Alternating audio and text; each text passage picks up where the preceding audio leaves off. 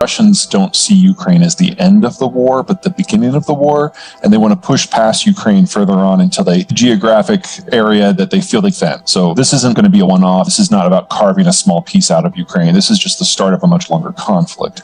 And in that sort of environment, you've got to take into account how oil moves. So the Druzhba pipeline that goes into East Germany, unless and until there is destruction of the pipeline, either because the Russians accidentally hit it with an artillery shell or Ukrainian partisans blow it up, it's fine for now. It's not going to be there in 3 months, but for now, that continues to flow because the German refineries don't have other options. They're not on ports, so they can't even truck in oil from elsewhere. It's the pipeline or nothing. So that's going to be probably the one that goes last. Novorossiysk on the Black Sea is in a war zone, so it's very difficult for ships to get insurance to even sail there at all. So they're operating at maybe 20% capacity on a good day, and that's not just Russian crude, that's also Kazakh crude. The CPC project out in Tengiz on the Caspian, that all goes to Novorossiysk, and the Tengiz project is about to shut down now because they can't get anything out. All of this is backing up the pressure, and the facility on the Black Sea is now not the only one. There's been about 20 others that have either slowed or even stopped runs because they have nowhere to put their refining product. All that leaves is Primorsk on Baltic. Now, that is a big discharge point. You're talking about 1.6 million barrels a day. That's not insignificant, but it's a shallow water port, so no super tankers. Right. So it's only shuttle tankers. Shuttle tankers have limited range that pretty much only goes to Northern Europe.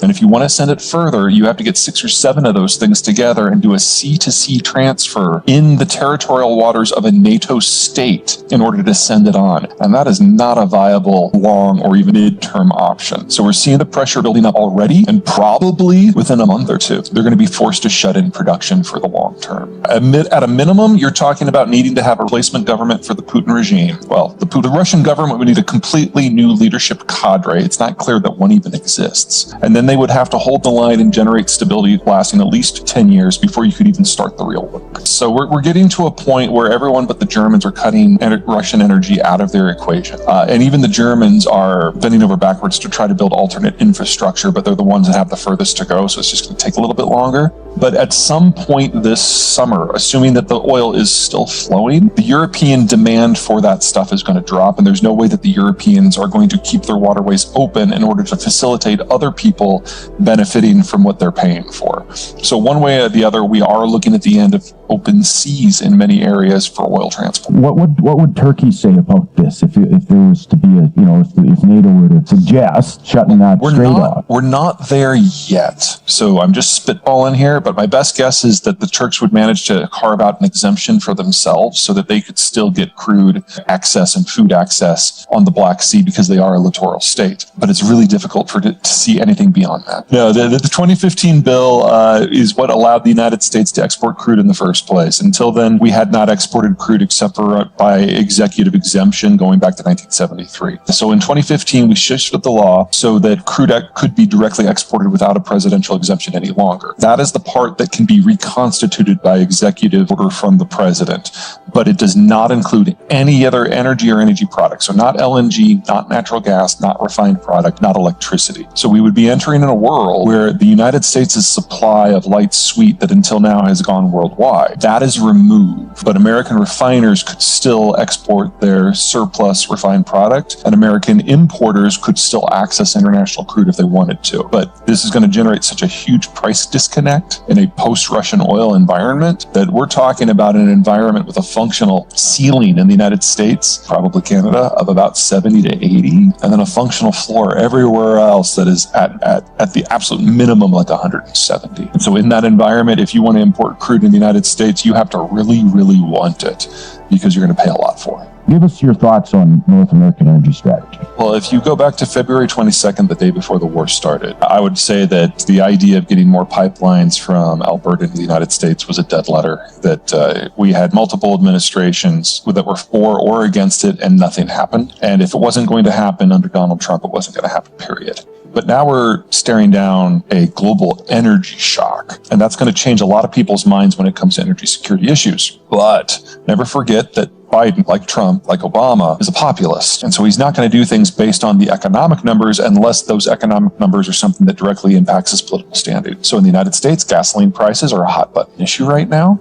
And because of what's going on in Russia, they have gone up. And with what's about to happen in Russia, they're going to go up substantially. The oil export ban will help contain the damage. But in that environment, Albertan crude is being sold into a closed market, and it's not available for export. So you would be stuck getting the mid-continental price for oil within the United States, which will probably never go above 80 again because of changes that are coming. I don't think this can happen with crude. Now, that can change with an act of Congress. Congress is slow, and there are a number of factions involved, and most of them would probably be thrilled with having a cap on what oil prices in the United States can be. Now, you're right that there will be elasticity in other things, especially refined product, because if you can buy crude for $60 to $80 in North America as a refiner and then sell it into a global market where it's below or above 170, I mean, that's a slam dunk business decision.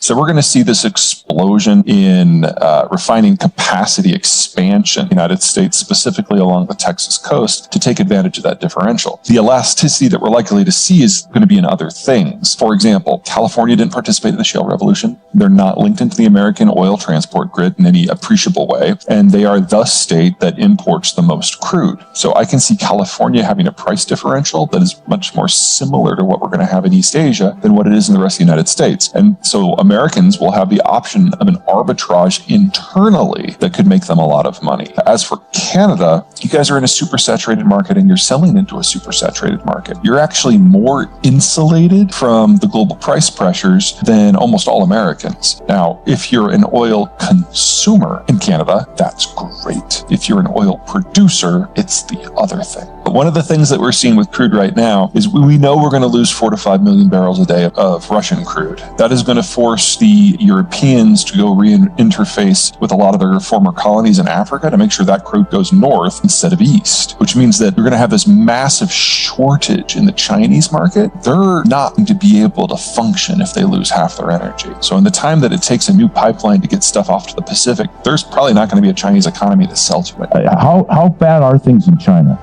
They're pretty horrific, and they're getting worse very quickly. And it's coming from a number of directions. So on the COVID front, they don't have a vaccine that works. Full lockdowns are the only tool that they have. So they've already locked down Shanghai and Ningbo. They're in the process of evaluating whether they need to shut down Guangzhou, but it looks like almost certainly at this point. So that takes the two largest industrial and manufacturing centers in China, responsible for roughly half of the total. It just takes them offline for an indeterminate period of time. The Shanghai lockdown has now been in place for 2 weeks already, and there are no signs from the government that there's going to be any meaningful loosening of that. So the ports are down, the manufacturing is down, the people are locked up. The only facilities that are still running are those who have decided to keep their workers captive. And since Omicron is more communicable than measles, this is the start of this, not the end of this.